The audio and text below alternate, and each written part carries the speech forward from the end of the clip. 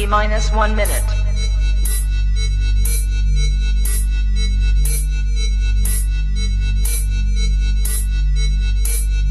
T minus 50 seconds.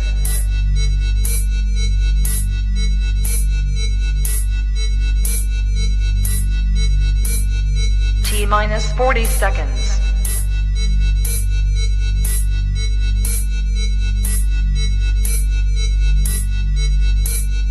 T minus 30 seconds.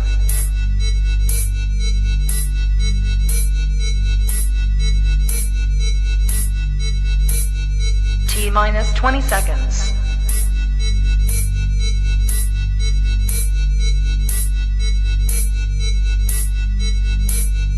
Ten, 9, 8, 7, 6, 5, 4, 3, 2, 1, 0. Can we talk for a minute? Come on and talk to me.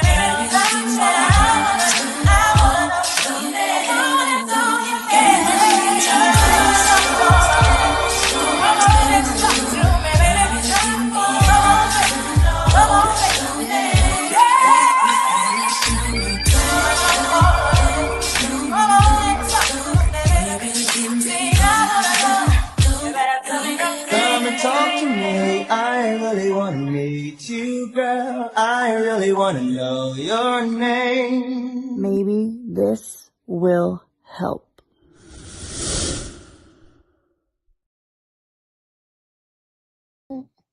Just like that, back like we never left. What's up, y'all? Did we ever leave? I felt like I never left.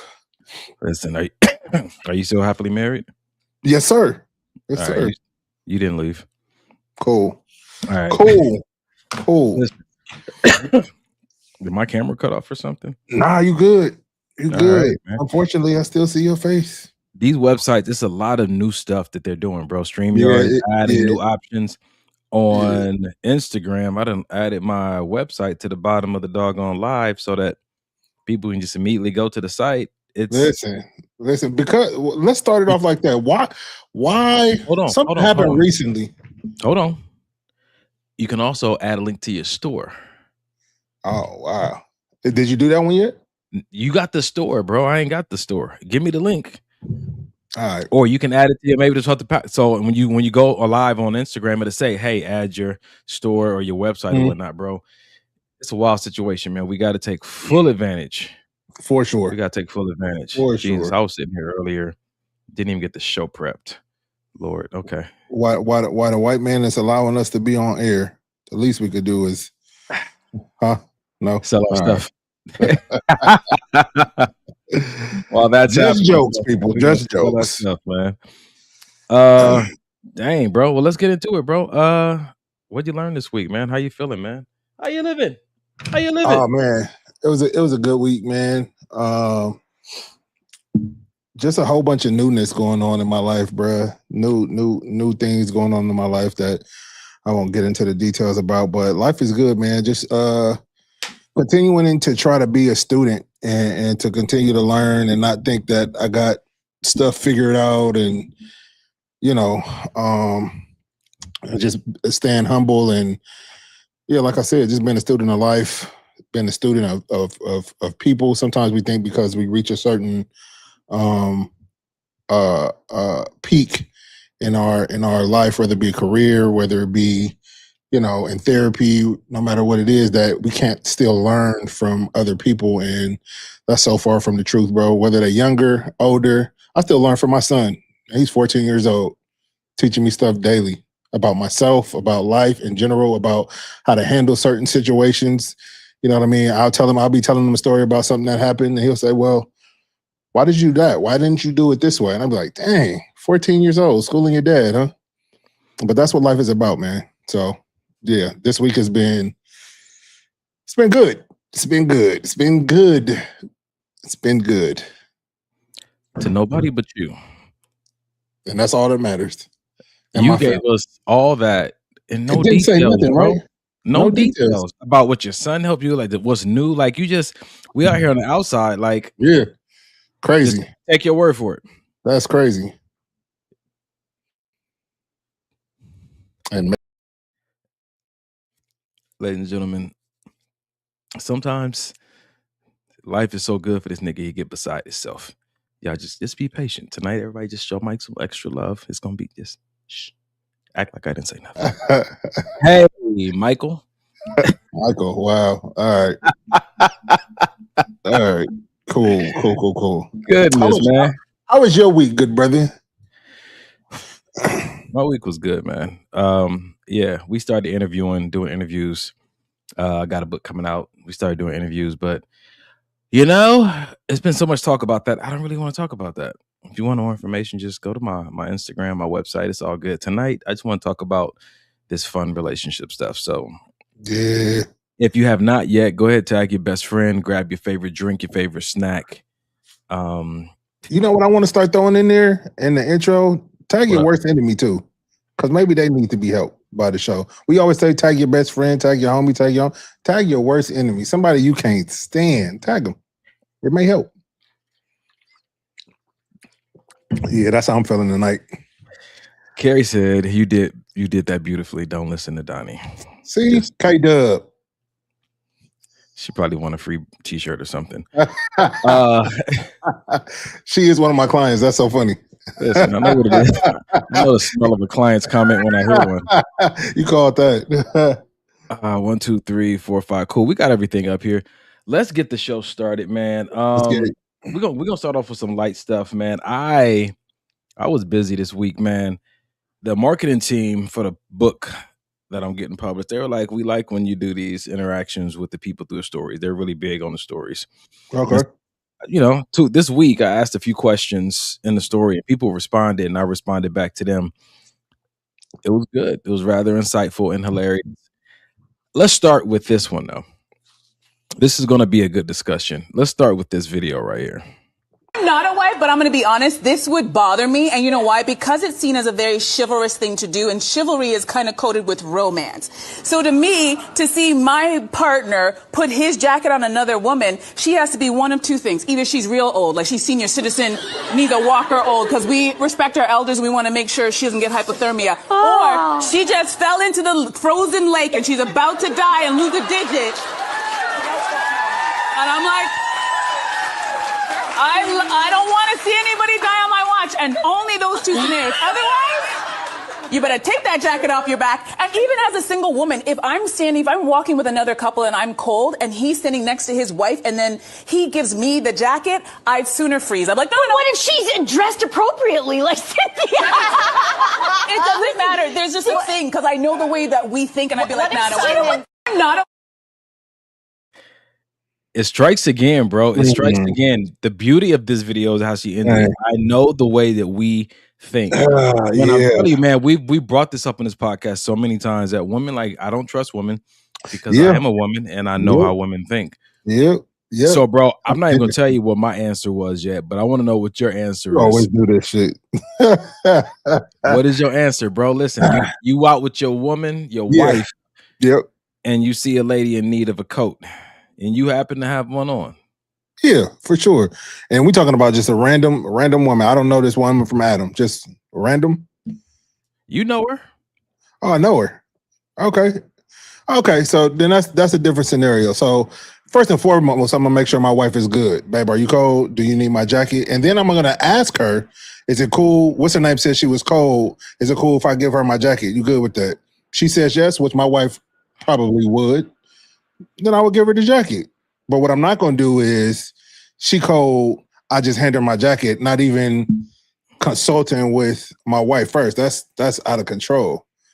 But I feel like though, if the subject is giving a woman a jacket, even though you're married or you have a partner, then I don't see that as a problem. For me, as long as I check with my partner and make sure that's all good, then nah, I'm cool with that. I've done it.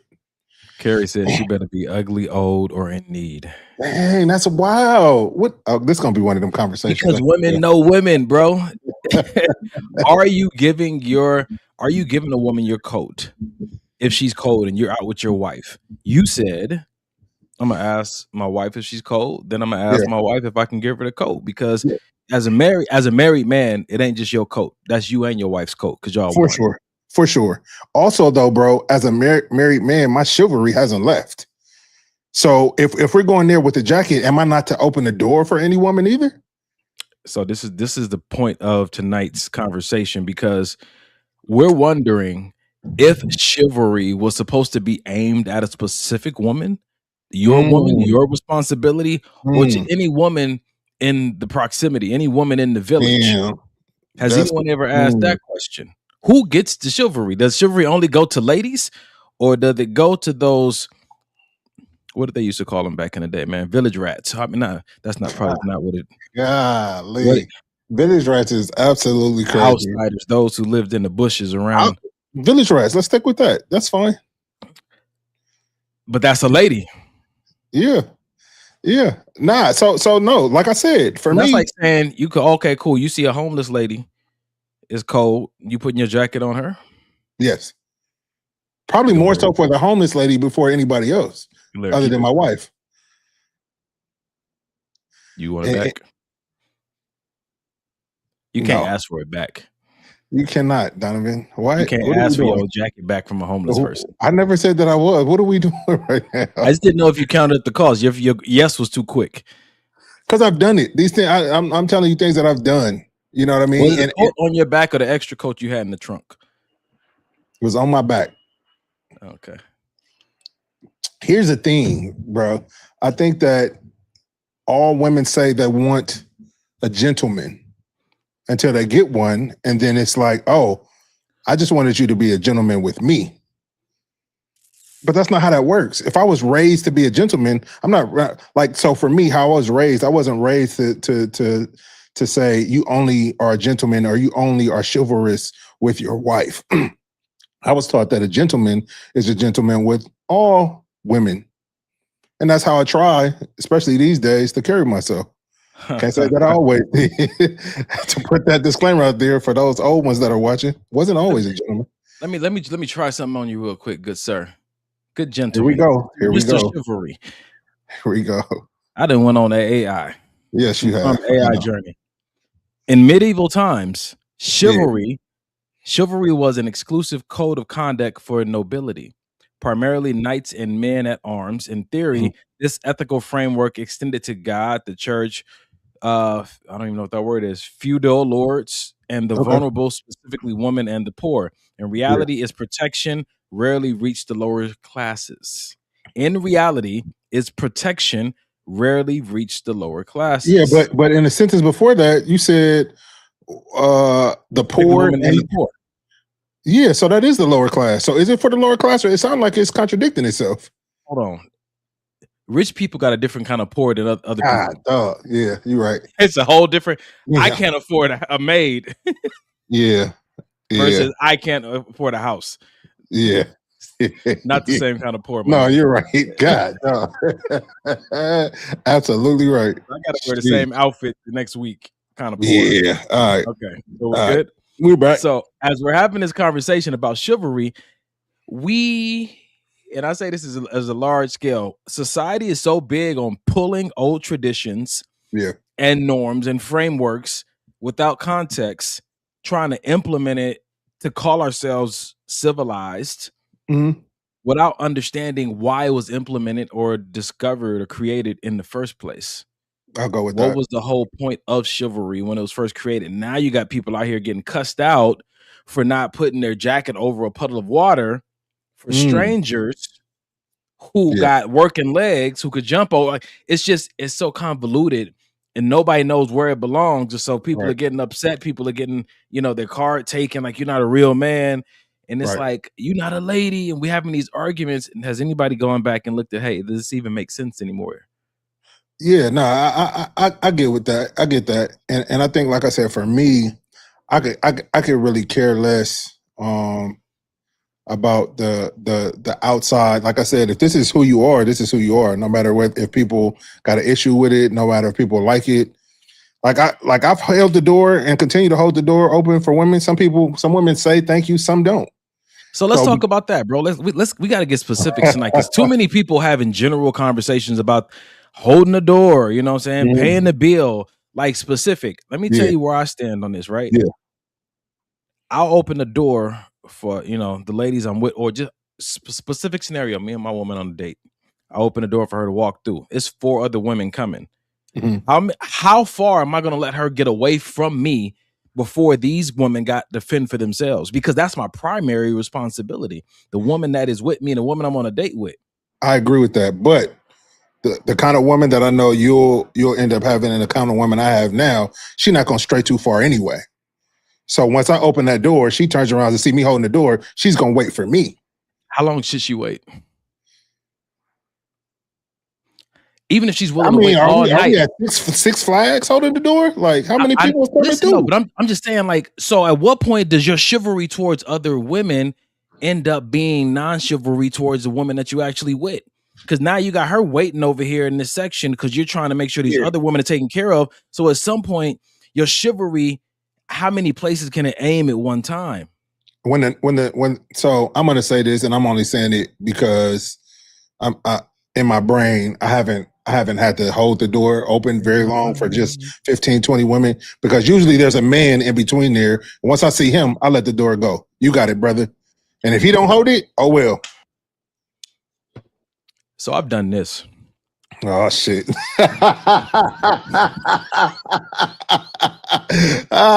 What have you done, brother? Listen, if I'm on a date or if I'm with a woman or with my mom and we got somewhere to get to and I open the door for her and it's the whole crew of people coming in, I'll do the push and I'm gonna go catch up with whoever I'm with. Walk away. Okay. Listen, so show some effort on your side. Because some people will see you holding the door and take a sweet little time. They'll just slow down. We got a gentleman right here. I got a woman right there. So I'm you got it. Yeah. No, that's valid. That's super valid. Listen, how long do you expect me to hold this door? And I feel like it's really unappreciated these days anyway. But chivalry is not about appreciation. It's about your role in society. But I think that I have to, and I want to create my own list of a standard around chivalry, because there's certain people who I don't care what they think about me.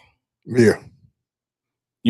And I have to make sure that I don't neglect my primary responsibilities, trying to make sure I save face in society. Yeah, that's good. That's good. Again, no, that's good. That's good. That's good. And I think that, go ahead. Go ahead. No, you got it. You got it. Nah, I was just the same person. I know, right? So let me tell you, because you didn't see the post. So one lady said, as long as there's nothing inappropriate happening, I ain't got no problem with it. Another lady said, I am I think she said a selfish Pisces. I don't want my man's coat and his scent on no other woman. And then another one said, okay, how would you feel if your woman was cold and had on another man's coat? Had on another man's coat? Yeah. Did I have a coat? No, because I'm saying if I didn't have a coat, I don't want her to be cold. So by any means necessary, if you had a jacket on, I didn't bring a jacket for Janae, and Janae was cold, I would say, hey, give Janae your jacket. Brother, man. I'm her brother. So we're talking about a random strike? Like, who we talking about? You got to give me context. Who we talking about? My context didn't matter for me. What I said was I'd be topless. I'd be We're gonna topless. get something. That'll be the last option. Nipples out. Before my woman has to resort to wearing another man's coat. And then I politely said, if we were all responsible adults and checked the weather before we left the house, this wouldn't even be an issue. There it is. Everybody can keep on their own clothes. And if you know, and one of my friends said it's a single woman problem or a woman with a not so good man, because I've been in relationships before and I've gone on dates. I grab extra sweaters and I grab extra shoes because I remember things about her body that she don't. I know how long I've memorized how those are. My mom taught me at an early age, babe. Some heels are for standing, some heels are for sitting, some heels are for walking. She wants to wear these tonight because she likes how they look, and she know we going to the botanical garden. And I'm like, you know, we're going walking, but I really want to wear these for sure. I'm packing shoes and sweaters and jackets and extra stuff. Because when you look at something from a lens of responsibility, you're not just trying to be prepared for the weather you want. You're also being prepared for things, you know, as many other options as possible. But I don't. How would you feel?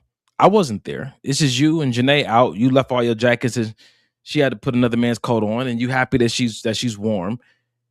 You be fine. Nothing needs to change about the situation. So here's the thing. What my pride? So if anything, I would be mad at myself. Like, damn, nigga, you dropped the ball. Okay. Why weren't you prepared for this situation? You knew it was gonna be cold. You're not gonna be cold, but why you didn't bring a jacket, hoodie, and just leave it in the car just in case? So if anything, I would be mad at me. I wouldn't think that, oh, she must be trying to, or he trying to holler. I wouldn't think any of that. And I think a lot of women responses is because of that, not necessarily, you know what I mean? Oh, he should have been prepared. It's more so like the one lady said, I don't want my scent on any other woman. She better be ugly. Why? You already know, bro. We don't have the woman's mind, so we really have to take their word for it. That something else is going on. You gotta take their word for it because too many of them are too adamant about this topic. It's something that we just don't know about the species. Is it coming from insecurity though? All of them? I mean, too many of them is too adamant about this. Yo, I trust you. I don't trust them. They know what they made of. I think we have to just take their word for it, bro. Oh yeah, you might be right. Because even my wife has said that before. So Kanisha said, "My man is imaginary, but I expect it to extend past me." So she expects his chivalry to extend past her, and I can understand that because I think women also want a man who has a good reputation out in the world. Okay, shit. You can't have it both ways. You want me to have a? As soon as I finished the sentence, I was like, "Oh, okay, maybe not." Because you want me to be chivalrous or don't you? You can't have it both ways. No. What's every woman's favorite word? No. Both. Both of them. Both. God, I don't know about the women you married or the women you dated, but the ones that their favorite answer is always both. Jeez. Yeah. 9 times out of 10, if you give them an option, they're gonna say both. Jeez. And the ones that are watching this and laughing know that they're guilty. Mm-hmm. Yep. So yes, they want both.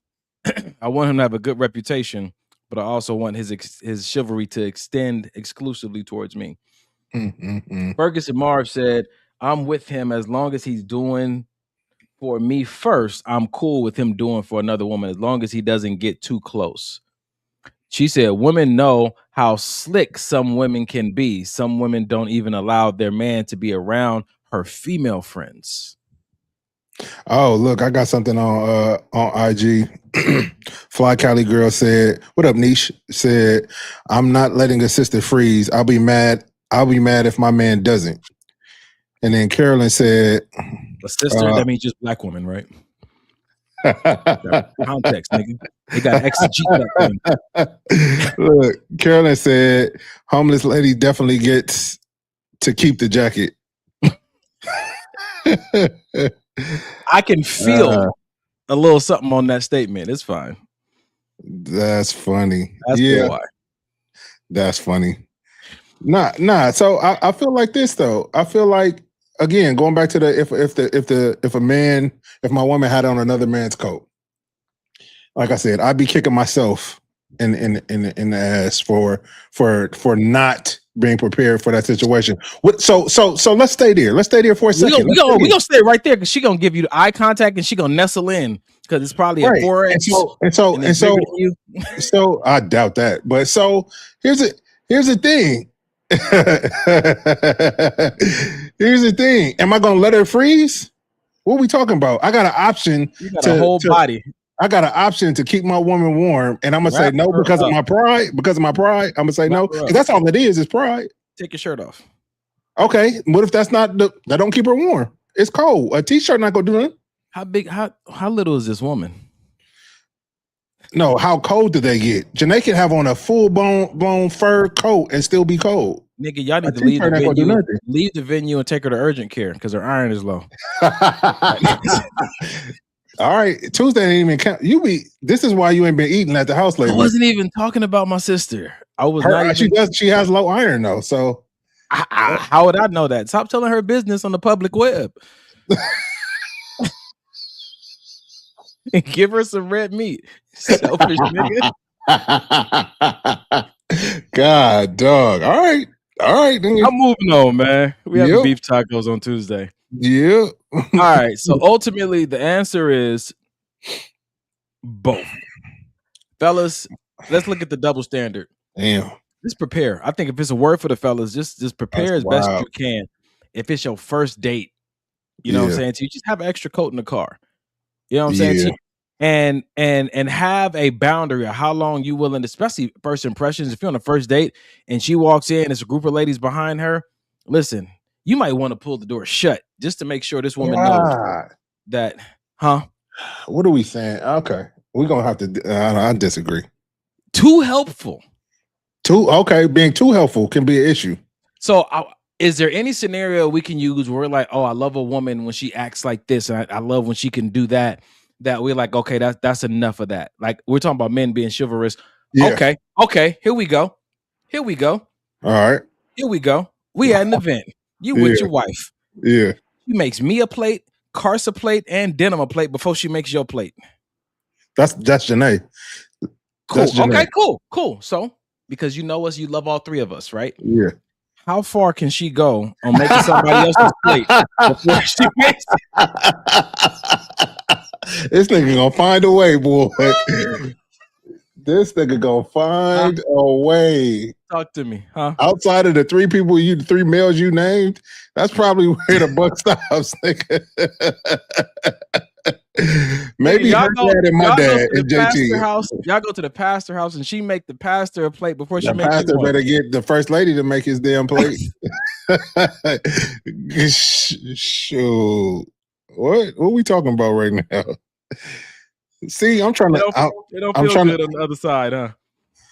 I'm trying to stay in my higher self, and you just won't let me. That's what it is. Oh, golly, man. Listen, Kanisha said we ain't just making random plates, and we ain't just holding random doors, nigga. Come on, man. Let's level it out. Okay. All right. Y'all don't want to have a real conversation. Nah, what's in the chat, man? Your sister talking about how you not eating Tuesday? My iron is definitely low, cold. I ain't gonna tell the people why she cold all the time, but it has something to do with the house she lives in and the people that her roommates. Carolyn said, "Hey, yo, that was a great example about making plates. It was cool. Whatever." This nigga. Your wife said, "I'm not making anybody else plate outside of y'all," and that's a fact. Okay, that's true. I wonder if there's a list of who. When it comes to shit. So you also got to know your woman. I don't got to worry about shit like that with Janae. Just like you said, holding the door, and how far is she gonna go? I already know Janae. We already locked in. She's not gonna go too far. She's gonna wait for me. She's gonna turn around. All the things. The thing about it, though. So I love that you know her and you got that. I got you. I get it. I think at the same time, just because your partner is willing doesn't mean that's their preference. And so I'm living in a space of, even though I know she wouldn't have a problem with it, I'm still careful how often I put her in that situation. I got you. You know what I'm saying to you? Yes, it's like, oh, she good, nigga. After a few years, she good. And if you remember when we're talking about the jacket, the first thing I said was I check with Janae first. Hey, are you cold? Do you need it? Do you need the jacket? And also, is it cool if I give her the jacket? If she say no, then the answer no. She gonna have to freeze. Babe, that's enough. That's enough chivalry for tonight. I can see Janae telling you that's enough. And I will be okay with that. 1,000%. Let me turn this button off. That's good. Now I'm All calling right. women out their name and slapping them and everything else. Mike, golly, okay. The next post. Y'all think Mike is sweet because he be on here with the gentleman stuff. That he got a whole nother side. As soon as his wife was like, that's enough. Right. That nigga revert Let back. you off the leash. What we got So, next, man? The next post that I put up on Instagram this week was a post that said, how much you supposed to send a girl for lunch? How much you supposed to send a girl for lunch? Mike did not get a chance to see the responses from the women, and I only posted the women's responses. I wouldn't post the men. Please tell me what they said. No, what do you think they said, Michael? I think they start throwing out dollar amounts. How much do you think they said? Oh, it wasn't bad enough that they said a dollar amount. They were saying ridiculous numbers. It was around the same amount, though. That's what was odd to me. These women don't even know each other. The fact that an amount was thrown out is already crazy to me. Like outside of Ferguson Mars said $100. Just random women. Because No, it didn't say girlfriend, it didn't say wife. How much you supposed to send a girl, not your girl, a girl. Let's stick with your girl. I'm not sending a girl nothing. Let's stick with a girl you dating. How much you send a girl you dating for lunch? However much it costs to get lunch. I don't think $100. You gonna ask her how much she need? No, I'm gonna ask her what I think, because it's my money. I'm $25 to get you lunch. You at work, $25. That's cool. I send the same thing to you. I've sent the same thing to y'all and the Pookie and to other friends. It wasn't enough. I couldn't even get fries. You couldn't get fries. It was for McDonald's anyway, nigga. So Kanisha said, "Are we talking for the week?" She said, "But I'm gonna say $20-$25." So let me tell you what they said, Mike. I don't even know if I want to hear it. Oh God. Okay, go ahead. So what was said was one girl said $50. $50 is reasonable, or just go pick the food up and DoorDash it to her, or just buy it and DoorDash it to her. Where are we eating? Hold on. Another girl behind her came in and said $50 is about accurate because I like snacks with my food. Another girl came in and said $40 would suffice, and I was like, cool, we got $10 off. So 40-50 is around the going rate. Then somebody came in and said $0. I want to buy my own lunch. Always one of those. That's great. But the comment that got me. Said, it gets better. What's wrong, bro? You don't want to hear the comment that got me? Just say the shit. Golly. Hold on. Let's see. I gotta ban some people real quick. Yep, and there we go. So, hold on. What they say? The comment that got me was, they work hard for their money too. Whatever he sends is good. Oh,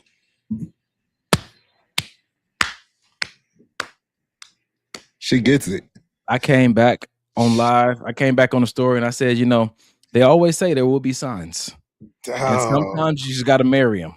Sometimes you just gotta send me a marry sign. And here it is. I'm not gonna tell you what your wife said in my DMs though. She didn't. She said, I'm gonna tell you when we get off the air. Your wife is crazy. Your wife is crazy. Oh, I know for sure. She said that they work hard for their money too. Whatever they said, fine. That's amazing. That's amazing. And that was so unexpected. I thought you were gonna give me like $100 or something like that. That's wild when people understand and when people get it, because here's where I think the $50 comes in at, because I guarantee you, I'd almost put money on it that every woman that made that comment of $50 sounds about right is not spending $50 themselves on their lunch. But because I'm spending the money, all of a sudden you want to add interest on top of what you need for lunch all of a sudden. My nigga, you've been eating Subway menu. $5 subs this whole week. Now all of a sudden you need steak and lobster for lunch. Okay. So let's devil's advocate our own answer. Let's do it.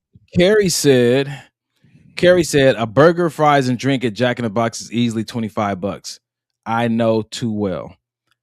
So if it's a girl that I'm dating, and y'all know that I'm probably premature. I do this stuff way too soon. But if I'm interested in somebody and she could potentially become the one, and we're so far even from that route, I'm already thinking about her health and her body. I knew you were going there. I'm not buying her. I'm maybe the upper echelon of fast food, the fillet of the chick. Okay. The end of the out. The end of the out. The cane that's raising. Okay. You know what I'm saying? So you're on the upper end. Yeah. But more than likely it's the California of the chicken, the California seafood. Right. You know what I'm saying? Knowing you would make her lunch. You would have the chicken breasts and the brown rice and all the shit already for her. True, but we're talking about if you had to send her money, right? Yeah. And so, you would send it, you know what I'm saying, to you, but when she said, your wife, Chick-fil-A is still BS. I think that my go-to would be to identify, what I know she likes. You know what I'm saying to you? Because if it's not lunch, if it's, hey, I need an outfit, we're going somewhere, I want to do an outfit, like, the taste and the type of woman that you chose. You know what I'm saying? I'm not saying it's nowhere near your responsibility to buy her lunch, to do any of that. I would say it's not. Until you're married, does it become your responsibility? But if you decide to volunteer and commit to this internship to where you work but you don't get paid, that's on you. That's great. You know what I'm saying? Look good on your resume. Right. But that answer at the end of just an acknowledgement that they work hard for their money too, whatever they send is fine. I didn't want to discount nobody else because they could be, she said, whatever they send, I'm grateful for. Exactly. She said grateful. I'm not saying the other women wouldn't be grateful, but they didn't say it. That's because it wasn't on their mind. They said what was on their mind when the question was asked. And the first thing they thought about is $1 amount. I mean, the question was $1 amount. How much you supposed to send a girl for lunch? Right, but we're talking about women that think outside of themselves. And clearly the woman that answered with that last answer clearly thought outside of herself. Put herself in a situation like, I don't know if the woman is single, if she got a man, but she gets it. She's single. She gets not for long. Somebody. Listen, where Ray at? Where Ray at? What I think Ray just tapped in. No, that was Reggie. What up, bro? Big Red. Listen, we got one.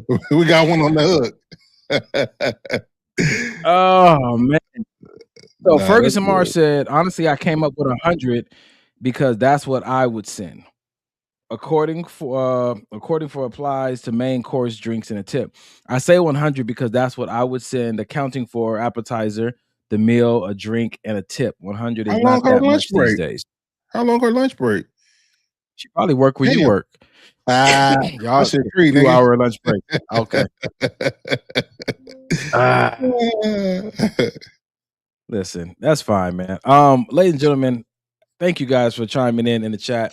I definitely want to start on a light end today as we get into some new stuff because to the topic of tonight's show is hard hearts make hard marriages. Oh wow. Yeah, so we got some things to get into. Even though the fun is not over, we are going to shift gears just a little bit. And we're going to go in a direction like let's start right. What's this one? How do you know they're the one? Let's start with this right here. Guys, don't make your life harder by choosing a woman that acts like a man. You gotta pick a woman that's feminine in her own character, somebody that shows and radiates love, because those are the type of women that are gonna take care of you and make your life an amazing experience for the rest of your life. You only get one life, so why would you choose the woman who's acting like a man? And like, you just... Be the man who makes your woman feel safe, protected, compliment her, make her feel beautiful in her own skin, and then she'll always be able to find peace and comfort in you and actually trust your words.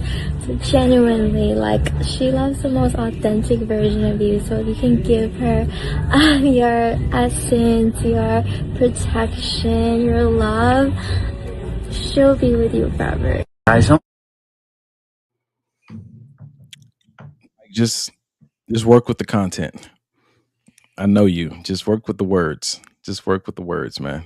All right. So, what do you think?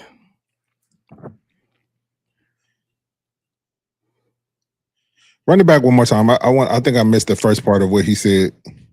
Guys, don't make your life harder by choosing a woman that acts like a man. You gotta pick a woman that's feminine in her own character, somebody that shows and radiates love, because those are the type of women that are gonna take care of you and make your life an All right, you muted. So he said, find a woman that's feminine and not masculine, a woman that radiates love. Doesn't act like a man. So men don't radiate love.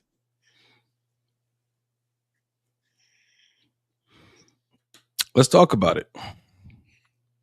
I think I understand what he was trying to say, but I think that when he said, find a woman that doesn't act like a man, find a woman that's feminine, and find a woman that radiates love, I think what he's talking about is more so femininity, softness, the gentleness that comes with a woman, not necessarily love, because men can radiate love all day long. I don't think that that's a masculine or feminine trait. You mean like when Diddy wanted to be called Brother Love?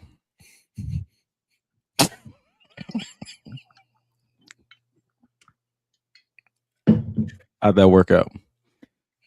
Beside the point. We were saying, Mike. No, this is gonna be my last show. I'm done. Done. What would you say is the difference between men and women when people are having these kind of conversations about feminine versus masculine? Like, well, they can both embody the both. So is there a difference? Is there one that is more of a strength, more of a preference, more a stronger in this regard? Like, is there a difference?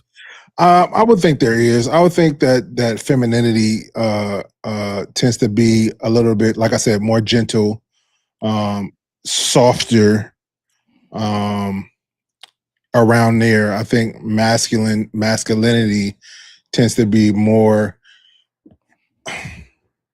because we're told we need to be protectors, so we kind of lead with that sense of I'm here to protect kind of vibe, you know, which can come off strong, which can come off kind of hard.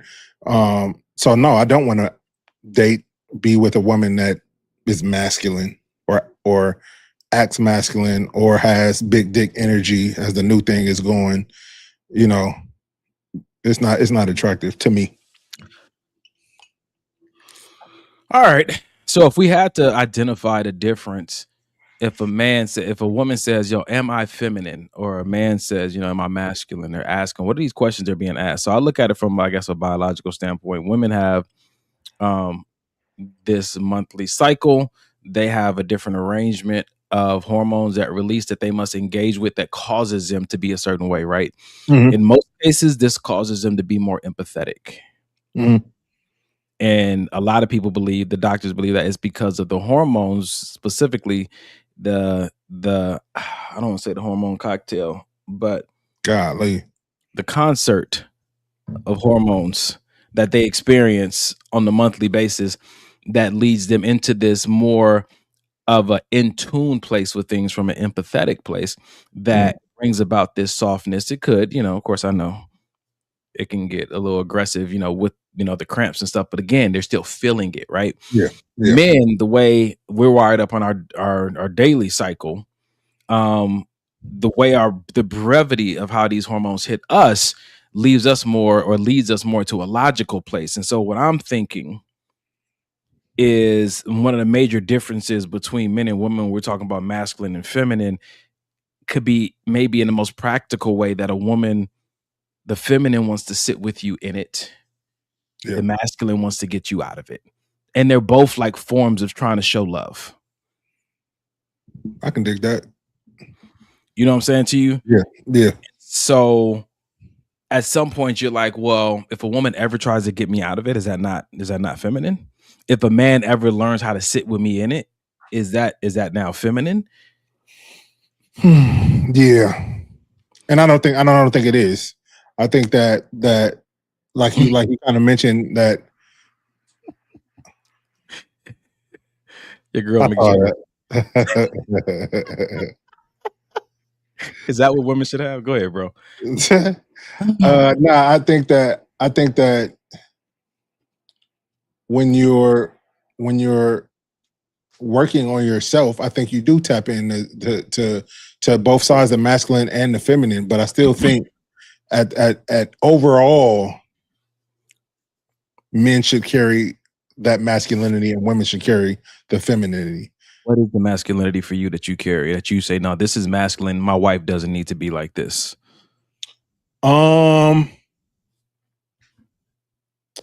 Anything that causes her to have to over exert herself physically, mentally, emotionally, I don't want her to have to do. So then what is she left doing then?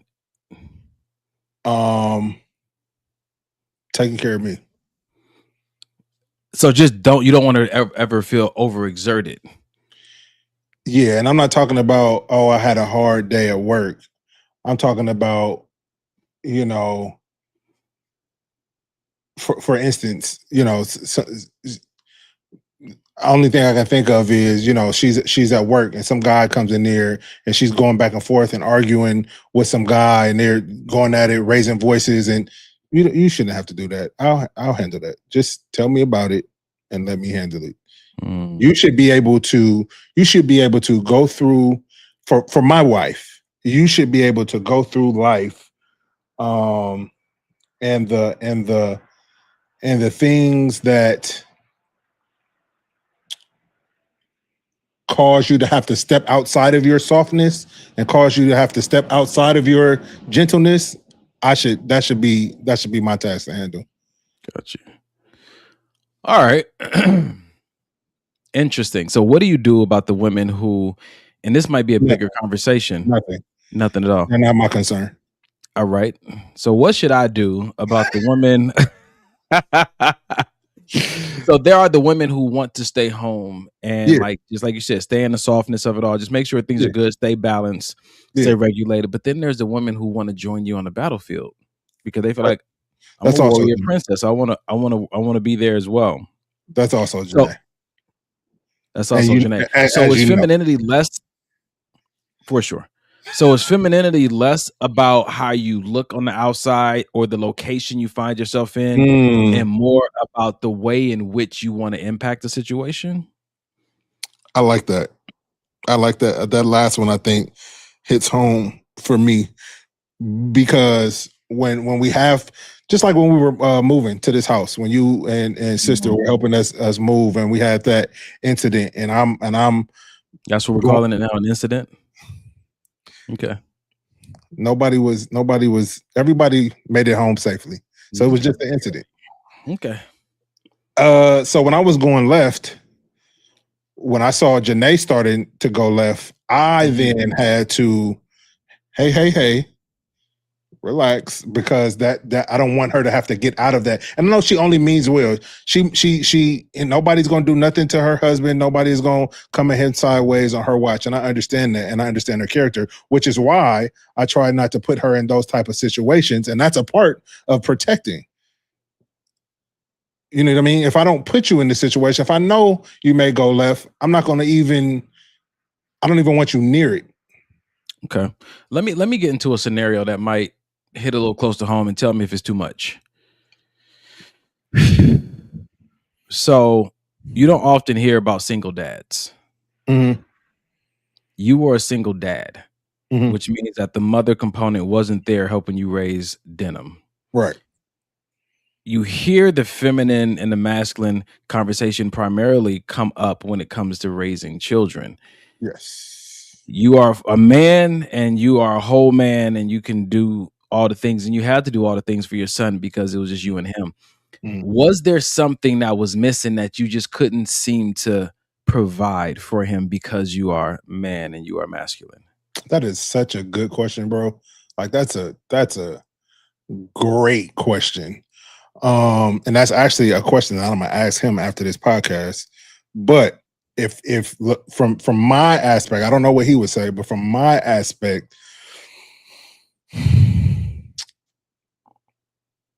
damn, bro, that's a good question because in my mind, I feel like I play both roles to the best of my ability. Wasn't too hard on them, wasn't too soft on them. Tried to give them the come here, baby. Also tried to give them the knock it off. You know what I mean? So, but I can only do so much as a man. You know what I mean? Everything that I tried to portray as far as feminine that I felt like a mother would portray, it was all an act. It was something that, this is what I think a mom would do in this situation. So let me try this. It wasn't innately in me to do. So I'm happy you said that, man, because me and one of my friends were having this conversation about women being feminine and whatnot. And for me, I said it's more or less like an energy or a spirit that they carry. It's not so much what they're actually doing, because she can have on a tool belt, I like that. fixing a car, I like right? that. But there's an energy and an essence, right? I don't think that it's, she's too sexy, she's not feminine. She got on a miniskirt, she's not feminine. For me, it's this energy, and I don't think it's something that the natural eye beholds.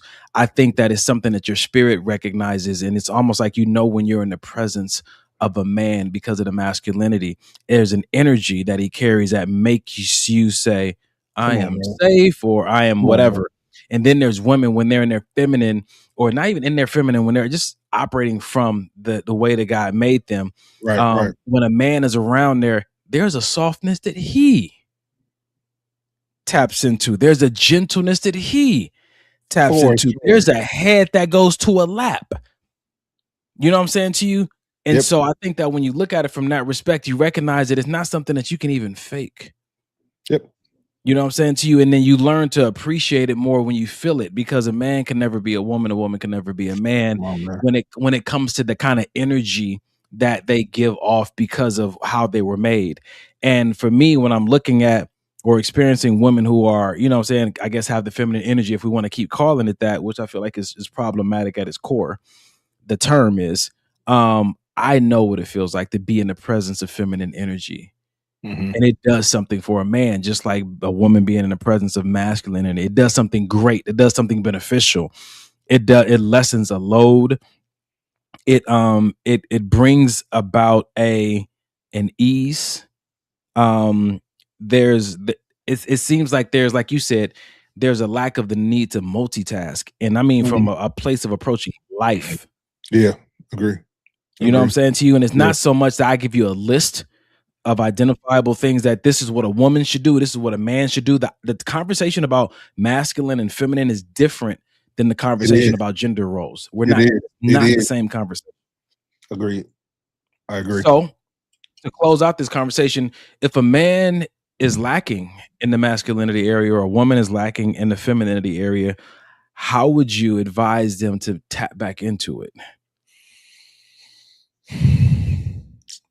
And this was where I think mentors are really great, bro. Which a lot of people, I guess, don't have. I didn't have one. I don't even know if I have one now. But I feel like growing up, if I did have one and I was struggling with that, I think asking someone that, even if I viewed, man, that's like a man's man. You know what I mean? Tapping in with him, tapping in with homeboys that you feel like have that, whatever it is that you feel like you may be lacking, you know what I mean? And surrounding yourself with that, of course, asking God, that's first and foremost, but other tangible things you can do are I think that, tapping in with people that have what you're looking for. Yeah. Because I don't think necessarily it's something that you could say it, because I'm gonna say it. You can't fake it. You can't fake the energy. You can't act like. That's why you see, Oh, dang. All right, fuck it. Oh, That's that. Oh no, we're here. We're here. So if you see the viewers going down, or you know they try to cancel us next, it is what it is. So that's why I think that you see men who are gay or transgender, or women who are gay or transgender, they, when you see a woman that is considered butch, why they go extra hard to try to portray being a man. So now your pants got to sag extra low, and you got to get all the fake. You got to do extras because you're faking. A real man, a man that's a man doesn't have to fake. A woman that's a woman doesn't have to fake. So when I see transgender men who are acting as women, it's always over the top because it's not real. You're playing a part. And the same thing goes with me. If I was struggling with my masculinity, I can't pretend that I'm a masculine man, because at some point the truth is going to come out. So it needs to be, whatever it is, my point is, it needs to be genuine. That's why I'm saying talk to a mentor, get some therapy if that's what you feel like is needed. Okay. I approach that question like this. I don't believe a woman can lose her femininity, nor a man can lose his masculinity, but I do believe it can be buried underneath life. I believe that the lack of femininity you may be experiencing as a woman, or the lack of masculinity you may be experiencing as a man, may be due to some of the things that have happened to you that were traumatic, maybe some of the responsibilities that were put on you because of the absence of other people who should have been assuming those responsibilities. And over time, you've put on not just the personality, but the costume of a role that you shouldn't have had to play. Sometimes that does require therapy. Sometimes it requires coaching. Sometimes it requires you being in an environment where everybody's pulling their own weight. Yeah. And I think that's what happened mostly in those who are healthy. They just need to be around people who are pulling their own weight, because it's the extra unnecessary or the forced upon responsibility that may require you to I guess step away from yourself in regards to the energy or spirit that you normally or naturally would carry. And I think again, like you said, for a man who's just having a hard time finding his masculinity, or a woman having a hard time finding their femininity, therapy does help. Because I went to this show this weekend called Seven, and it was 7 people who had suffered some kind of traumatic event, and they all got a chance to share their story. And then in the second act, they all had the same therapist, and he called them together, and each one of them stories helped heal another person. It was a really good play. I was actually one of the panelists, mental health panelists on after the play aired. We went on the stage and had a conversation. But I say all that to simply say that they talked about how traumatic situations can trap you at a certain age, and then also traumatic situations also carry a personality. So sometimes people who've been through a similar traumatic situation act the same way because there's a personality associated with it, or at the age and the time in which it happened to them, they can be stuck in the mentality in that specific area of life. They can be a boss and handle responsibility, all that kind of stuff. But when it comes to this part, they're back at 8 years old again, And so I think that if it's something that you recognize, or something that people around you recognize, and you're like, bro, like, yeah, man, like, it's just, where's that? You know what I'm saying to you? It might be worth looking into what has covered that up. And sometimes I hear women say this often about mama's boys. It's too much mama on them. They didn't allow the boy to step into certain responsibilities that would have nurtured and nourished the masculine in him, but it never left him. It's still there. Yeah. It can be untouched and untapped, because like for a woman, she's never been in an environment where the men actually held their positions in a way that hers can be watered and nourished properly. You know what I'm saying? So I just say that from the standpoint of anybody listening, like, just, it doesn't matter where you are today. It's in you still. You know what I'm saying? And sometimes it's just environmental. When you get in the right environment, you recognize how it's still there and it's easy for you to walk in. And so then begin to prioritize those environments for young men as well. Like, don't shy away from the extra responsibility. It actually feels a lot better than you think. It's something like when me and Mike on this podcast talking about, man, it brings joy to my heart to be able to take care of my woman a certain way. Like, it sounds odd until you do it. It fills men with a certain layer of satisfaction and fulfillment that, it's unquestionable. Yeah. Yeah, man. I agree. All right. I'm good with that. So with that being said, we're talking about, this masculine energy. I want to shift the conversation to boys versus men. All right. So check this out. Boys match energy, men, we guide it. And most men don't know the difference until they've lost a good woman because they were too busy reacting to her instead of leading to her. Here's what matching energy actually looks like. She comes home frustrated, you get frustrated. She pulls away, you pull away. She gets emotional, you get defensive. You turn the relationship into a mirror instead of a compass. Whatever she brought to the room, you reflected right back at her. And you called that keeping it real. Two people escalating together with no one at the wheel. A man who leads doesn't mean a man who controls. It means a man who stays calibrated when everything around him isn't. She's allowed to have bad days. She's allowed to be emotional. She's allowed to bring the storm into a room sometimes. But your job isn't to match the storm. Your job is to be the thing that doesn't move when the storm hits. Because here's what women don't always say out loud. They're not looking for a man who feels everything that they feel. They're looking for a man who can hold steady and stay consistent when they feel what they feel. That steadiness is what creates safety, and safety creates trust, and trust makes a woman actually want to follow you. Proverbs says that a gentle answer turns away wrath. That's not weakness, that's precision. A man who understood that the most powerful response in a heated moment isn't volume, it's direction. See, the most attractive thing you can do in conflict is stay calm when she can't. Not because you don't care, but because you care enough not to let the moment make the decision for both of you. She doesn't need you to feel everything she feels. She needs you to lead her somewhere better than where she is. Boys match. I love this video for so many reasons. Let's get into this conversation, bro. We're only halfway through the show, so I'm trying to save space for the big conversation. Yeah. Nah, that's super good, man.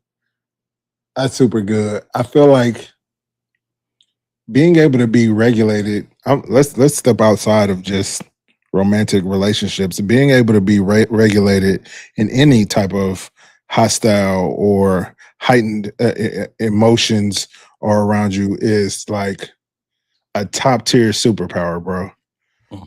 And I feel like, without going too far left, I think that I've seen that most since you and I have began our brotherhood. I don't think I've ever seen you lose it. Even at gunpoint, even at stuff going on with family, you know what I'm saying? I've never seen you just completely lose your bearings. You know what I'm saying? And I think a lot of that is due to the training that you've had, possibly therapy, and just some overall decisions that you decided to make for your life. But with that said, I don't think that comes easy for everybody. So as bro is talking, I agree with everything he's saying. I think it's great. But I think for some of us, it's like easier said than done. I agree, but easier said than done. So what I'd like for you, because like I said, I see you as the tip of the spear when it comes to that, maybe some how did you get to this place to where you can stay so regulated and so even when everything around you is chaotic? I want to say two things that jump out to me, man. First, you got to want to be a man. And not just want the title. You got to want the responsibility of a man. Yeah. And to want it, you got to know what the responsibility is. And so again, studying that, asking other men, having mentors telling me this is what a man does. And after you hear all that, you got to first want that. The other most important thing is self-awareness. You got to understand where you are as it relates to where you want to be as a man. in every situation, like self-awareness. So for me, when I wake up in the morning and I'm doing my mantra and I'm meditating, I'm doing my breathing, what I am reminding myself of is I am God's son. Yeah. I'm a man on this earth that he put a light inside. So there's a responsibility. And at the end of this life, I have to give an account for the things that I do. And so for me, it is very, like you always tell me, it's a humble path of just staying aware. I can't stay regulated if I'm not aware. Staying aware of how I'm feeling. And that was tough for me when I didn't know how to identify what I was feeling. Interesting. Yeah, that makes sense. You know, and that came. I've been in relationships where we were both off of the handle. I am matching her energy 100%. I'm a man. I can get louder than you, more aggressive than you, 1000%. You know what I'm saying to you? But the more I study, like you said, these workshops I've been to, I recognize what anger and rage does to me. Boy thinks about, oh, I can't wait. This rage is about to kill him. I'm gonna get him with this rage, but it has to burn you up first. It does. You don't understand how it destroys very essential parts of you before it ever reaches your enemy. Even when I do have enemies and people that I want to get back, it's from a place of strategy. It's more of a place of helping them to walk into the very trap they set for me. There's a wisdom associated with it. You know what I'm saying to you? So that self-awareness, when I'm in the face of a woman and I can see her getting loud and she's starting to get angry and stuff like that, I'm like, oh, okay. I see what's happening right now. I hate being disrespected. So I have a few options I need to make real quick. I either need to leave this situation immediately because I can't handle it, or I need to just recognize that right now I'm probably making this way too personal. Her emotional outburst may not be intended to hurt. Have nothing to do with you. It may have to do with it, but it may not be maliciously, because my teachings has shown me that when a woman or a man feels threatened or they feel out of sorts about a situation and they get into fight or flight, then what you're hearing from them is a response that is absent of a lot of the logical thinking. And so my teaching has taught me, like, understand, like, you're talking this, and I've used this example on the show plenty of times. You're talking to somebody who's under the influence of their emotions. Like trying to have a logical conversation with a drunk person who's under the influence of alcohol. If you ever find yourself arguing with a drunk person,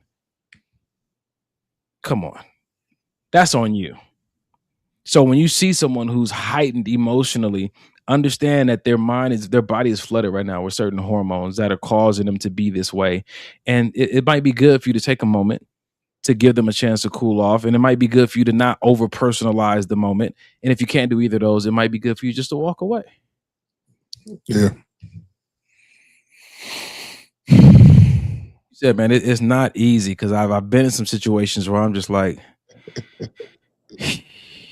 you know? Yes. But I try to count up the costs, because I know what it costs to go to war with people, especially over little stuff. It's usually more than you really want to pay. Man, say that. Say that. It's good, man. That's good, man. That's good. And all right. So when it comes down to it, how do you do it in your marriage, bro? Oh, go ahead. No. I was just gonna say, I think for me, what's gotten me to the point where I am now about being able to be regulated is for me, it's had to be more than just aware. I've had to be hyper aware of myself, of, okay, I'm starting to sweat, my temperature is going up. You know what I mean? Like, hyper aware of when I feel like I'm about to go there. I was just telling Janae the other day, what I started to do on the freeway is sit behind people that are going slow and just drive behind them, and allow me to get irritated and then stay behind them and allow until it subsides. You know what I mean? People listening some context about that. You kind of just jumped into that resolution without really identifying. Road rage? Yes. Road rage? Oh yeah. I used to have some severe road rage. Get out the car, knock on a window, kick a door. Like, it was bad. You know what I mean? But you know, that I feel like road rage stems from other things in life, which it did. But it all led back to self-regulation and to the point now where it's like I look at it as training a muscle, and that muscle is that self-regulation muscle. And like any other muscle, you have to do things to make it grow. And one thing that I do to make it grow now is I'll sit behind a slow person in traffic. Somebody will cut me off and I'll slow down as opposed to speeding up. You know what I mean? I've literally recently had to catch myself stepping on the gas, and then I have to just ease up on the gas. Like, no, what are you doing? We're not going backwards. You know what I'm saying? And for anybody that is struggling with self-regulation, I feel like it can be like a miracle cure and happen overnight, you know, but for those of us that it didn't happen that way, you got to work that muscle, and you can't just do it thinking that, oh, because I say I want to be self-regulated, that it's just going to magically happen. You got to do things to make it happen. So let's talk about it from the realm of relationships. Yeah. If you are in a relationship with a person who's able to stay calm when you go left. Mm-hmm. And I know the video is talking about a man staying regulated. He's not matching that energy, but I just want to open it up. Yeah, let's. To women who stay regulated when sometimes the men goes left. What do you think, or how do you think a person should respond to or appreciate if they have a partner that stays regulated when they go left?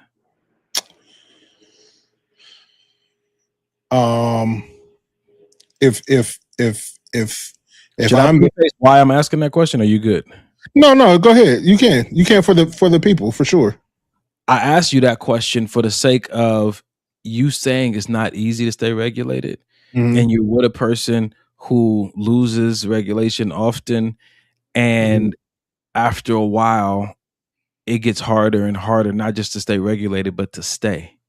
And so I'm asking you that question because appreciation may go a long way when you acknowledge what they're doing for you and how it's helping you or how it's helping the relationship. So I just wanted to know, how do you think they should respond or care for if they have a partner that has the ability and the fortitude to stay regulated when chaos is happening in the household or from them specifically? Yeah, no, I think it's important not just to be grateful, but to outwardly express your gratitude. I was in a situation or marriage, previous marriage with Denham's mom, and granted she has some mental health issues, but it definitely affected her mood, her decision making, her the way she did life, and it could get very, very manic and very volatile.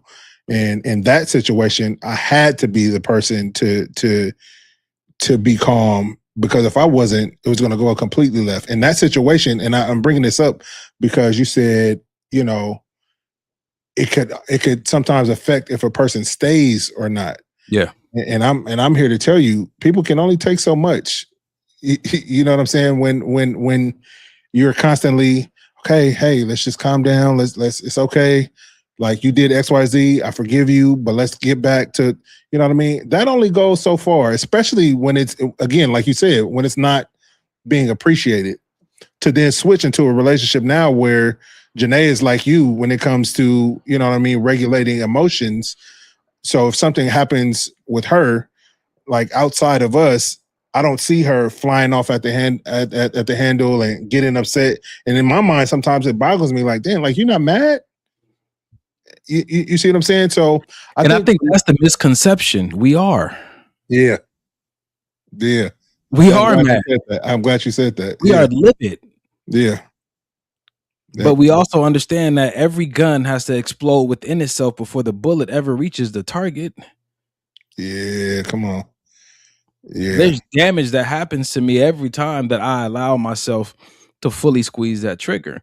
You know, and I'm also, I can say that in the same breath that some situations may be worth it. But most aren't. Yeah. I would agree. So, some outward words of thank you is what you're saying.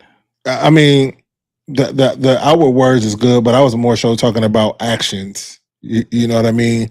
And actions can even be, hey, from this person that is about to go left. Hey, I feel like I'm about to go super sideways right now. I don't know if I need you to talk to me. I don't know what, but I want to tell you before. To me, that's gratitude. To me, you're saying, okay, you're trying to do something different. You're, even if you can't really regulate the way that I want you to, you're trying. And to me, seeing somebody try is gratitude. That's where good. I come from. So they say that the best apology is changed behavior.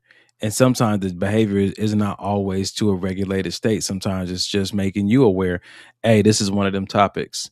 And yeah, you know, like I'm pretty sure Janae knows this as well. I've learned when I'm around people to look at their body language. The body language says a lot before a person starts to express it verbally or physically, like, you know, the tics and everything. And so I struggled with anger in my childhood. So I recognize certain signs.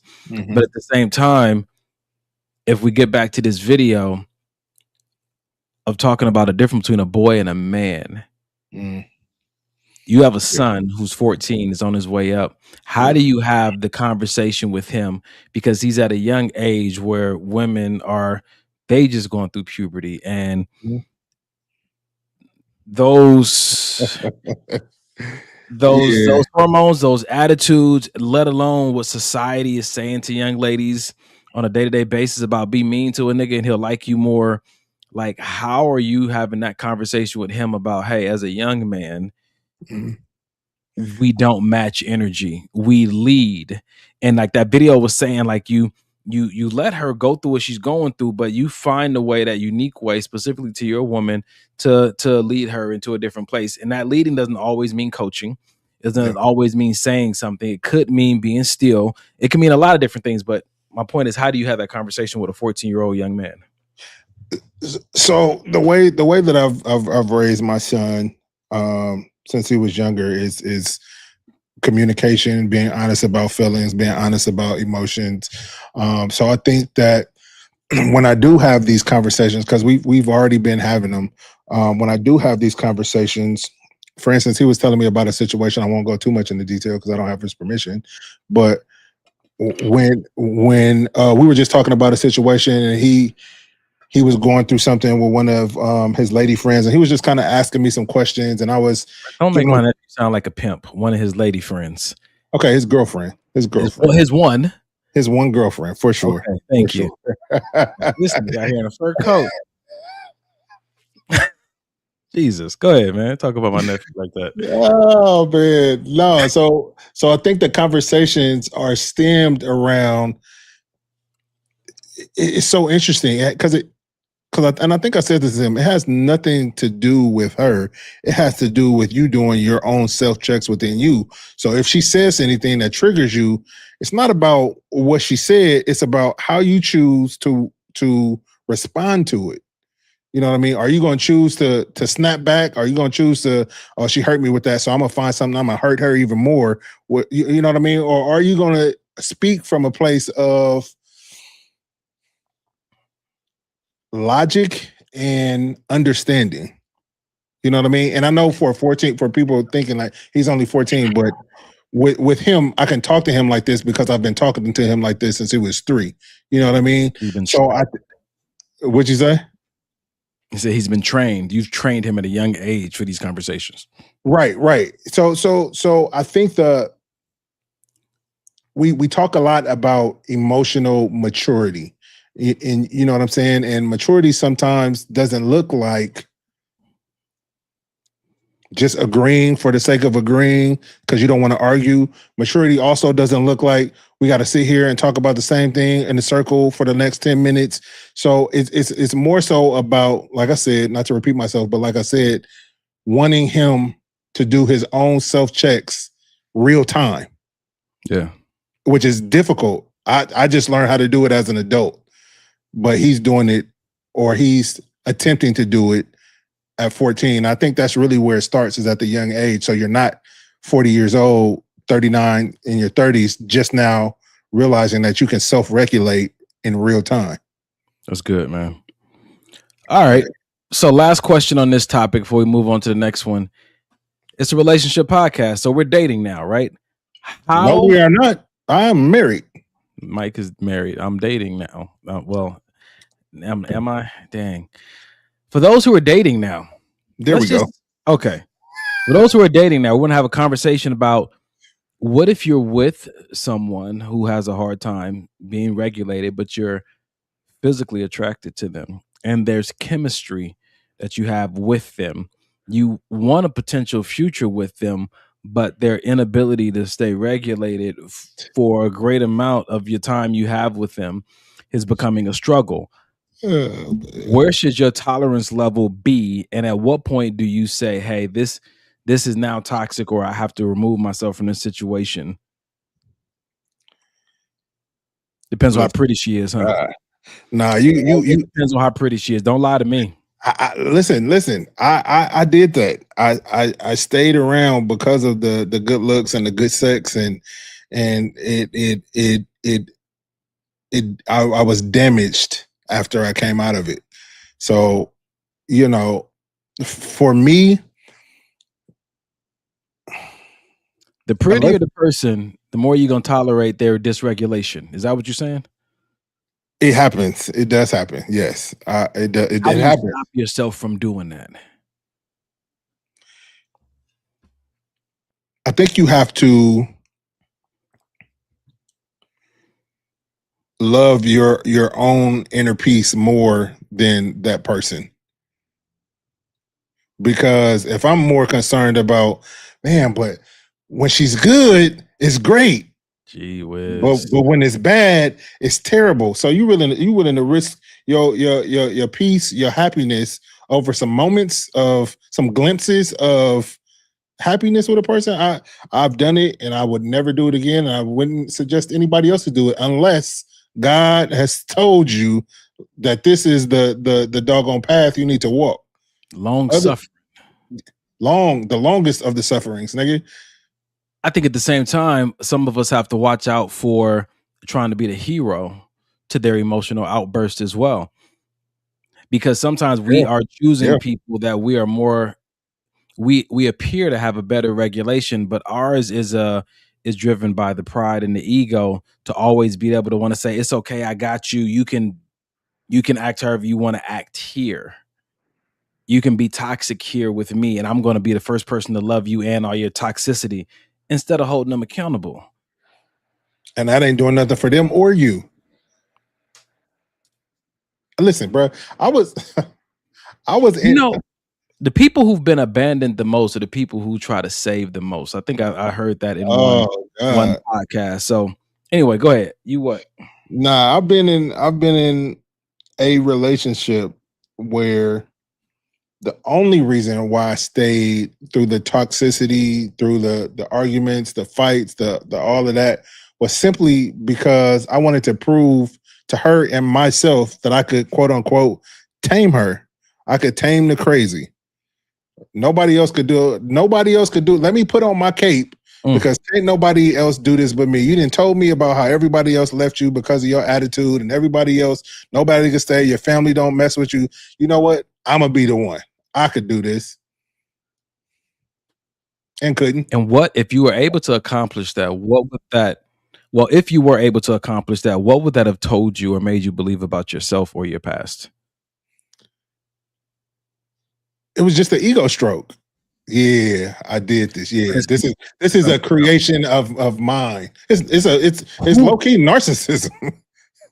Who needed to know that you could help save this person? You, or did your dad need to know it? Did somebody who turned you down or rejected you need to know it? Come on, Eric. Whose worth were you? Who are you trying to prove your worth to in that moment of trying to save somebody else? I feel like myself, because I feel like the moments that I needed to be saved, or that I felt that I needed to be saved, nobody was there to save me. So now that I have this opportunity to save this person who I can see myself in, I'm gonna do it.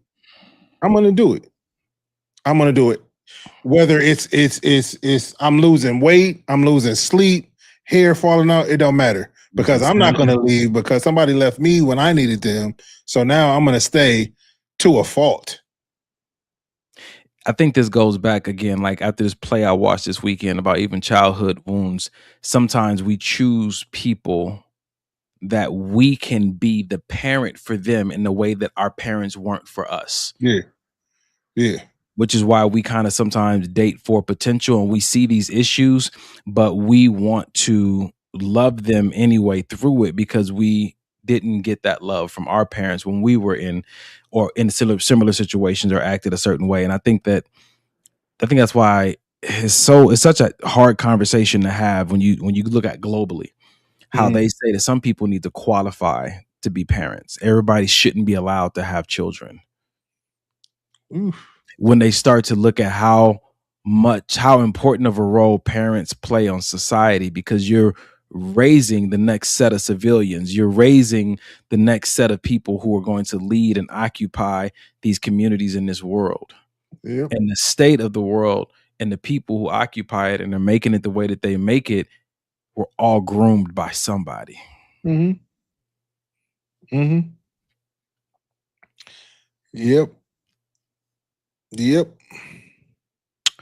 All right, let's turn the page just a little bit. We're going to stay on this same lane of dysregulation, emotions, but I really want these conversations to keep going towards just the men. You know what I'm saying? We're talking about hard hearts make hard marriages. And there's so many divorces happening these days. I'm just trying to identify or help people identify when they are the one who has the hard heart, either because of something that happened to them as a child or something. They had a great childhood and something's happening to them in their marriage and they're having a hard time tolerating it or forgiving it or even seeing it through the correct lens. That's good. Yeah. So, Carrie said, dang, if there was a qualification for parenthood, how many of us would be here? That's facts. All right. You want to say anything about that before I put this video up? That's crazy to think about. Check this out. Yep. Oh, you having a bad attitude? I'm gone. Upstairs, gym, video, watching The Office. I'm not going to be bringing myself down for you. And I remember our therapist, shout out to her, she was like, what do you think it feels like for her every time she's experiencing something, you always disappear? Like, could you sit with her? You don't have to coach her out of it. You don't have to try to make her feel better, but could you sit with her when she's having a bad day? It might be a little tense. Air might be a little thick, but this too shall pass. And I also recognize when she's trying to come out of it. Even if there's some gritted teeth, she's like, what you want for dinner? Oh, I want wings or meatloaf, or we could go out. Like, I honor that she's trying. That means working more together. Like, there's so many things that you got to do to stay married for a long time. From an evolutionary perspective, if you're in a small group and you're sad and you're crying, and the group's way to cope with that is like, go off by yourself right now. When are you gonna get eaten by a lion? Other than the times that you're like down, that you're frustrated, like you need people to regulate you. Yeah, so that's so good. So, and then also I realized I don't have hormonal fluctuations like that. But if I did, I'd want her to like, don't abandon me. That's that's really good. God, dog. Jeez, that's really good, bro. These are top tier conversations, bro, because they give real examples. And I think that a lot of us can relate. Like, we don't want, oh, you in a bad mood again? Go ahead. But I have to put this disclaimer out there. That stay energy is not for everybody. It's not. That stay energy is when there is a commitment and now this person is a part of your invested responsibility that you chose. This is not you third date with somebody and you're just like, okay, I'm just going to sit with you through it. I think a video we put up 2 weeks ago said that discernment is made for dating and grace is made for marriage. Yeah. Of course, you can let them bleed over, but predominantly, when you're dating someone or going on a date, you're looking to discern their behavior, not make excuses for it, not partner with them through it because it may not be the healthiest. But once you marry them, you guys are one and you're giving grace to things and you're partnering with them in a way that you wouldn't do if it was just dating, because the partnership hadn't been solidified. The commitment to do life together is not there. It's good, bro, when you have a partner that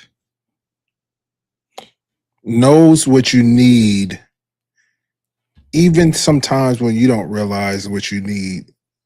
You know what I mean? And I say that coming from me, working on my regulation.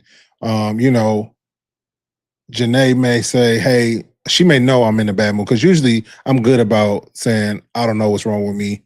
I'm just not feeling it. What do you need? Nothing. I'm good.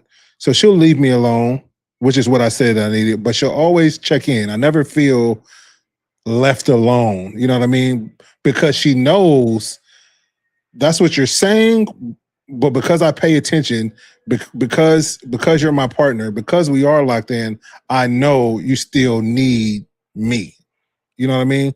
Because we've had sex and we've bonded, if you're inside of me, I feel you. Yeah. That I think we don't want to discount what happens when you share intimacy with somebody. You can feel them even when they don't want to be felt. Oh, that's good. That's good. That's good. That's good. But to what Kev was saying, the trying to come out of it, kind of like we mentioned with the trying in the last scenario, just the trying to come out of it, just I crack a joke and you kind of smile, or you know what I mean? Just it's just something about, because this is how I feel, bro. So, like, about needing your partner to help you self-regulate. Sometimes, like for me, sometimes if Janae didn't kind of break the silence, or if Janae didn't crack the joke, or if Janae didn't say something, I may stay in that funk. Not necessarily with her, just in general, whatever I'm dealing with in my head. I may just stay and sit in it, because why else do I need to get out of it? It's something about somebody that you're partnering with wanting to see you be okay, and willing to, like Kev said, sit with you in your not okayness. It's top tier, bro. I think that's something that we need to highlight more when we are in the dating arena, when we are in, even engaged, not just to see how they respond when you're in that space, but you learning how to give language to what you need when you're in that space. Hey, sometimes it's like, hey, just sit with me. You know what I'm saying? Hey, give me a hug. Can you hold me for a second? You know what I'm saying to you? Sometimes that, again, I think we said it years ago on the podcast, if you want your partner to win, set them up for success. Give them the information about you that they need to know, so that they can win in those moments that matter the most. Hey, you know what I'm saying? When this happens around this time of month or this time of the year, I think about my cousin that passed away. So usually what helps are old pictures. Usually what helps is, you know what I'm saying, fewer conversations, like about scattered stuff. Like, set them up so they can know. Because if not, I think one of the things that we struggle with is when our partner is going through something, one of the biggest fears that comes up is this their new norm? Is this just how it's going to be now? Like, how permanent is this moment? And I think that without conversation, without check-ins, you don't really have anything to gauge. Like, oh, okay, I kind of have a little bit of understanding what's going on. This may be a few weeks. This may be, you know what I'm saying, 2 days. But not knowing if it's indefinite, you start questioning, can I stay here? And I think that can be resolved by you and your partner having conversations about some of the things that usually bother you. Like, they should know how you feel about your boss.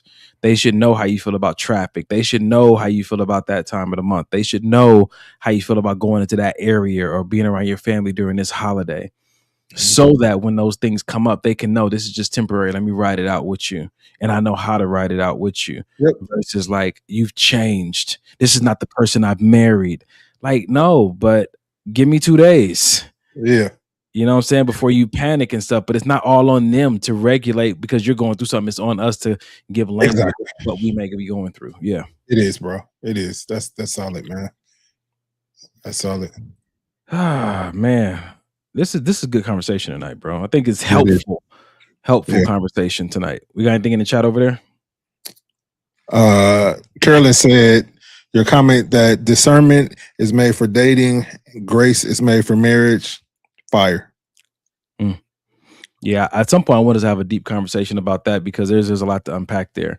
Check this out though. Carrie said, "See, but I do want the hug or sit with me." Right? And then Allison said, "No, take your ass upstairs or outside unless I ask for your help, wisdom, or hug. When I'm having a bad day, I want to be alone." Knowing your Communication. person. It's all communication. Yeah. Knowing your person, bro. But again, you can't know your person. You don't assume you know your person. There you Get go. context. Get context. Get some revelation. And a lot of times, I think we think because we've been together for so long, I know her like the back of my hand. People evolve. People change. For instance, I may have been like Allie. I just want to be left alone. I don't want nobody to talk to me. But 5 years later, I may be like Carrie. I want that hug. Don't just assume. Dang, That's why it's so important for check-ins. It's so important to have that intimacy time. And I'm not just talking about physical intimacy time. I'm talking about where you guys just sit down one-on-one and just talk and still explore and still navigate through who your partner is becoming or has become. Because they're not the same person. I hope they're not the same person they were 5-10 years ago. That's good, man. All right. We still got like 23 minutes. I feel like tonight's show has been hella long. We might get out of here early. This nigga tired. Yeah, I'm ready to go. It's a holiday tomorrow. You coming to the house? We're not doing shit.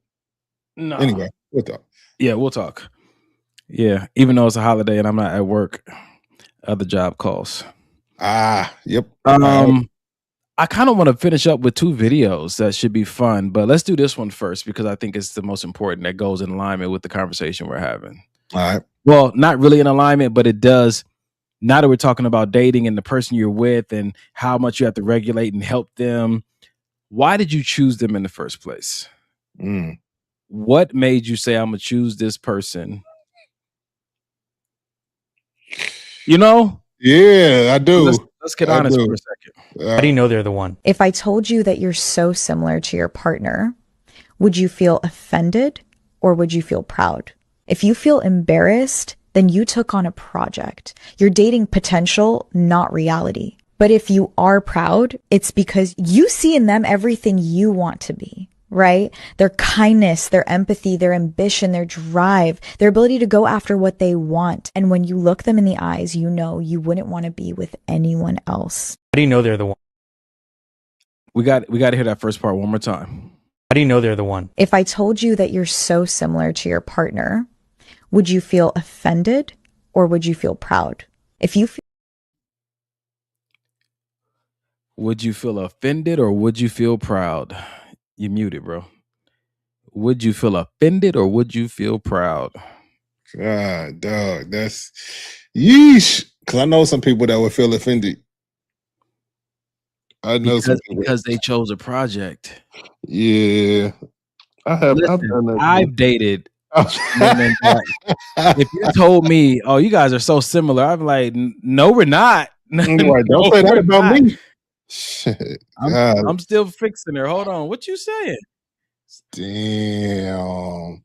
Nah, I think that's good though, bro. I that's a good gauge too, honestly. If I'm thinking about running over the course of my relationships, like my serious ones, I think that's a good gauge. Like asking yourself, like, man, because I know now with the person that I'm with now, it's not even a admiration. It's like, how can I in your worship? Nigga, like how can I be like you? Like how can I move the way you move? No, right. But it's a real thing. Like I don't know anybody that's like as kind as this person. Like, how did you get this way?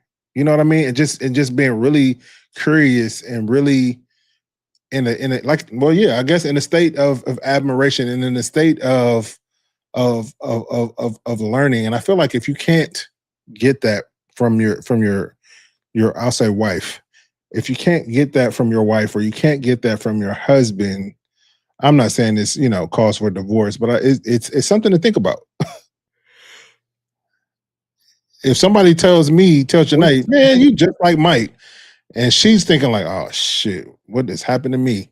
That's a problem. Dang. That's a problem. You know what? It's crazy because I thought about a few friends that if you told them, are you just like your mama or your daddy, they would be offended. Don't marry someone that you would be offended if someone said you just like them. Period. Whether that's because their lifestyle habits is not like yours, whether their spirituality habits is not like yours, whether they whether they talk reckless or got a bad attitude, whatever the case may be, you don't want to be partnered and linked and tied to somebody you can't see being like even saying it out loud sounds crazy. That's wild because but you do eventually become more like the person that you tied the closest to. Right. And even when you think you have a project and you are blending and mixing and creating and molding them, trust and believe that molding is mutual. Yeah, it's rubbing off on you too. That's wild. Yeah, it is. Yeah, it is. Oh boy. All right. We still got 18 minutes. Let's see. Listen, bro, we can stop the show whenever you want to, man. We might be about to cut this out early. Let's do this one. And then this can be the last one. Oh, you know what? In alignment with that same conversation, let's do this real quick. Yeah. Date him like you'll one day be 9 months pregnant, exhausted, and completely dependent on him. Is he still a good choice? Oh my God. Date him like you'll one day be 9 months pregnant, exhausted, and completely dependent on him. Is he still a good choice?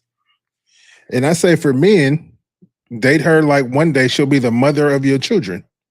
Wow. Is she still a good choice? Because date her one day like she'll be 9 months pregnant, exhausted, and completely dependent on you.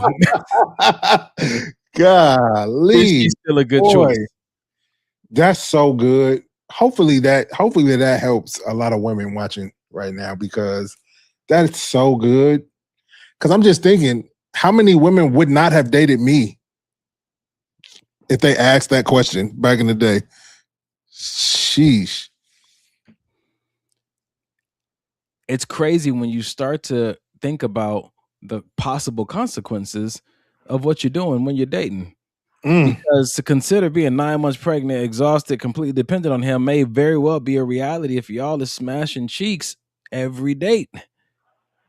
This nigga can't even keep up with his rent every month. Why are you having sex with this dude? And you think he's ready to have a whole kid, let alone be in a relationship? Before the kid, before the relationship, come on, he got to have your back. Listen, he trying to flip your income tax. Come on, man. Come on, man. You think he's late everywhere? He gonna show up on time when it's time to go to the hospital? You gonna be in an Uber? Duh. And let me say this to the fellas: if you barely are able to manage and handle and occupy all of what she is, and she's not even pregnant yet, keep your dick in your pants. Simple as that. Simple as that. The kind of questions we need to be asking ourselves. I think sometimes we talk about the questions we need to ask on a date to the other person. This is a question you need to ask yourself after the first date. Yep. First, second, third date. Start asking yourself these questions. Yep. Oh my goodness. Don't. Yeah. Go and don't what? Nah, we good. It's gonna open up a whole new can. Listen, we got 15 minutes. That was only 3 minutes. I feel like that was at least half an hour conversation. All right, this is the last video for the night. Then we getting out of here. Like I said, that one of the most attractive things a person can have is knowing how to have fun. Not your job, not your aesthetic, not even how mysterious you are. I mean, those things, they can have somewhat effect on your image, but just yourself knowing how to have fun. I think that's such an amazing trait anybody can have. Because knowing how to be playful, that's not being childish. Those people who can turn an ordinary Tuesday night into something like so much fun, I don't think that's childish at all. That's elite emotional intelligence, I would say. Life is already serious enough. I think sometimes we all get lost in the process and forget the purpose. But the purpose of life, it's not to work until you die, not to reach the top of the pyramid. And no, I think the purpose of life is enjoy the small moments and just have fun. But we get so lost in the process that we forget the purpose. The purpose is to have fun. I hope we don't forget that. Listen, what color paint was that on her back wall? Was that like an olive? That paint on that back wall, brother. Forest green. That may be an accent wall in the man cave. It's rich, huh? God, dog. And I think she may have had a gold like trim molding at the top. And the ceiling was too. It might have been textured. With the little brown leather chair she was sitting in? Yeah. Yep. Did you hear anything? Huh? What you said? Yeah, man. Ladies and gentlemen, at the end of every episode, we like to leave you guys with a resource. Maybe something was said tonight that got you thinking about how can I get some help on how to learn and how to regulate, or help regulate my partner, or just get a better picker. Maybe you're struggling with the consequences of having chosen a project in the past, and you're struggling with being able to move forward and not carry the baggage with you. Maybe you have some childhood trauma, whatever it is. You can call this number, get connected to a therapist, a support group, even just some reading materials if that's your flow, to help you on your journey to alignment, your journey to healing. Don't go at it alone. We got you on Sundays, but that's it. Throughout the week, man, 988 is your go-to. Many people from the show have called this resource. They are legitimate, and they do a really good job. The person who picks up the phone is a trained counselor, and if you want to just vent, you can call this number. Never feel like you got to deal with depression and hard thoughts by yourself. This is definitely a good resource for you to tap into. And another good resource to tap into is our Cash App. Listen, we pay $88 a month to stay on the air. We are crowdfunded, so we thank you to all those who've pitched in $5, $10, $15 to help us stay on the air. Please go to our Cash App and drop a few dollars so we can continue to do this. We know that it's helping because you guys are telling us, and we also know that it's helping us. So yeah, tap in to the Cash App, drop some ducats. Mike, you praying us out tonight? Carolyn said y'all are coming with some good stuff and got me over here rethinking life. It's dope. Appreciate y'all for tuning in. Also, how important, see how I'm starting the show back up? How important is fun? Some people think that fun. This nigga Donovan is cooked. Cooked. He is wrecked to go. You could tell Mike you could tell this nigga's a PK. Nigga, I gave him a clear closing. Yeah. Nigga came back up, opened his Bible, and said, listen, in 2 Corinthians. I got a word from the Lord real quick. Nah, that's good. We're gonna have to pick up that fun conversation on the next one. Go ahead and pray this out, bro. No, we are though, because yeah. See, it's a good You'll mess topic. around and think that that's the most important, and then you get looked at as childish because, like, hey, this is a serious moment. Stop it. But for damn. No, thank you, Father God, for this night. For the people though that are like super like purpose driven, and this is my purpose, and I have to walk out life in purpose, and my partner, they have to have a purpose, and our purpose have to align, and we don't have time to just sit around and joke. We have to always be, doing this and planning out life and creating a business plan and creating a strategy. And like for that type of person who doesn't hold fun in any real regard, do you think they can still have a successful relationship? Yeah, find somebody like you. Boom. Praise out, bro. Father God, we thank you so much for tonight's episode. It was so rich and full of so many great conversations. And that because you orchestrated this. So we thank you for all those who received something. May we all sit with it and take it to heart so that it can actually start to impact us on a level of behavior. So that our lives can be enriched by this insight that we're getting. We thank you for those who tuned in, those who may be hurting. Father God, we just pray for peace over their minds, their hearts. If they're struggling mentally, with weighted thoughts or emotionally dealing with grief of any sort or any aches and pains in the body, Father God, we're just praying, Lord, for a touch from you, a word from you, an encounter with you. Yeah. Because we know that can change so much. If we're tripping and we're the cause of our tripping, Father God, help us to have a come to Jesus moment with you and look in the mirror and see how we are causing our own hurt. And if we are making excuses for people who are causing us harm, trying to say that this is love and it's not, Father God, show us the error of our ways and how to move into a place where we really have been called to be, who we've been called to be with, Father God, and help us to continue to know the difference. We thank you for all these things. In Jesus' name we do say and we pray. Amen. Amen. Amen. We appreciate y'all. Enjoy and have a very happy holiday. God said the same. We see y'all next Sunday. But listen, about this fun thing. So what I Can we talk for a minute?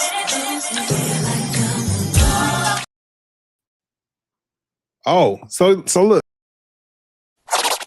Can we talk for a minute? Come on and talk to me. That's what I wanna know. Can we